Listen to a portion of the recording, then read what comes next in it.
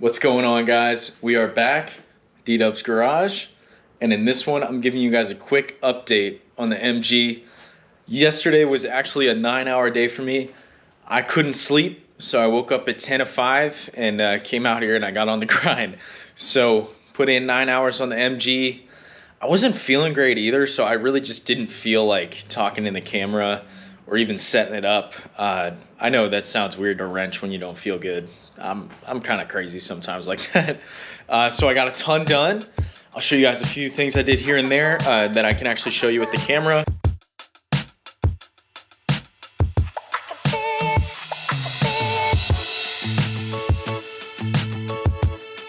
So guys, as you can see, things are looking a little more tidy in the garage. Obviously got most of the parts on the engine and then actually into the car. So this is what's left. I'm gonna give the customer a bag and basically just keep all this stuff in there in case, he finds that, oh, he needs a bolt here or there. I just think it's better to have these out, and then, God forbid if I have to do it again, I have the bags ready to go. Also, the wiring diagrams are basically how I follow the directions to do it for a couple things in the engine bay. Never a bad thing to have. So everything is in here, guys. I'm really just waiting on fluids at this point. I need some pretty heavyweight oil to go into this thing.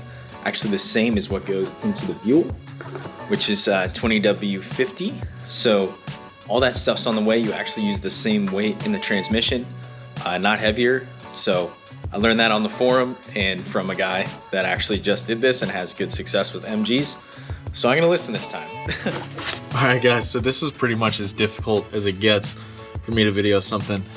While I was on the topic of fuel lines, I remembered that this one is starting to look pretty nasty, a bit rusty coming through. I recently coated the Saab's rear subframe with Eastwood stuff. It encapsulates the rust. Obviously, I don't really feel like doing this fuel line job, and the customer doesn't really have the money right now for it. I'm sure they do, but they just don't want to spend it, and that's totally fine because the bill is starting to rack up a little. So I'm gonna see if I can save them a couple dollars here or there. I'm just gonna clean it up with the wire brush and some Scotch-Brite, and then we're gonna go ahead and coat it with that Eastwood stuff. Just try to help it live a little longer. That's really the plan here, because it's not leaking yet. So let's go ahead and do it. All right, so we got it actually cleaned up really well with the wire brush, and then you guys can see it kind of goes down this rail. I'm sort of having to chicken wing the camera right now just to even get a view for you guys. And then obviously up here, I don't know if you guys can see that, it basically is just coated with like oil and really whatever dropped on it. So if there's oil all over it on the way to the front, which I can see from here, and then also in the engine bay, it looks okay because it's just freaking covered. I'm fine with leaving that. It's not gonna rust if it's got oil on it. So we're only gonna do this little back section right here down to where it starts getting dirty.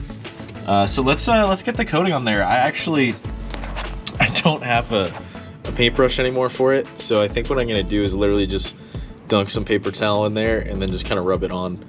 And hey, that is better than nothing. So I kind of mastered the like wiggle worm to get out from under this thing. I have a creeper, but it just puts me too close to the diff. As you can see, I'm like right there. So I'm gonna wiggle out of here and get the Eastwood stuff, crack that top off of it, and then let's get this thing coated and just let it dry, because I don't really want to spend any more time on this thing anymore. So let's do it.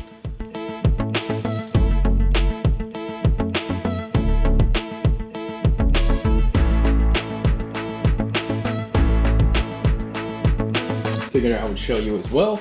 Obviously got the radiator in, deleted the heat, so that was one of the lines that ran back to it. Just put a big old bolt in there and went ahead and clamped that thing in there.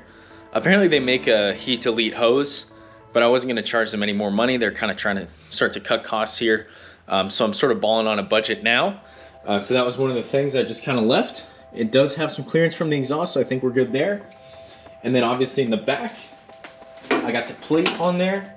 I think possibly with a different engine option, there would be a different size plate, because I actually had to cut that plate to make it work. Wasn't quite right, but we made it work. So got the silicone drying on there. Everything's hooked back up. And then my electronic fuel pump is wired in. I feel pretty good about it. I actually used some existing tabs to kind of make it a nice clean installation. And then this is the coolest part, guys. So I don't know if you remember, but we got the heat delete out of there, and one of those things was actually taking a toggle switch or a dial out. So I used the existing hole, and that is our switch for the electronic fuel pump. It'll only turn on if you turn the ignition on and then go ahead and turn the toggle switch upward. So that's a little bit of a safety measure. And guess what? I actually used the old wiring from the heat. So it was fun. I tested it, and then with the power probe, I found that I had power at that wire.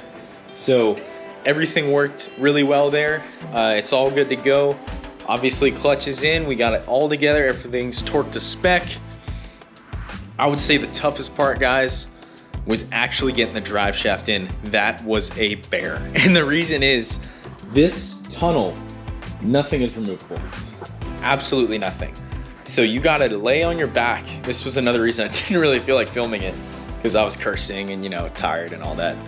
And you gotta tape the slip yoke so that it doesn't flop when you're going to put it in the trans. So I taped it like crazy with duct tape, and then I left a little tab so I could try to pull the duct tape off. And I was actually able to do it. It took me a couple tries, but eventually I felt it go foop, and it was in. And that's when I was very happy. So the toughest part was actually pulling the duct tape back off. That was a bit of a bear, but we got it out of there. So that was the update for MG, guys. I will 100% be showing you a video of me firing it up for the first time. Again, for the first time. But for now, I just figured I'd give you guys a quick update.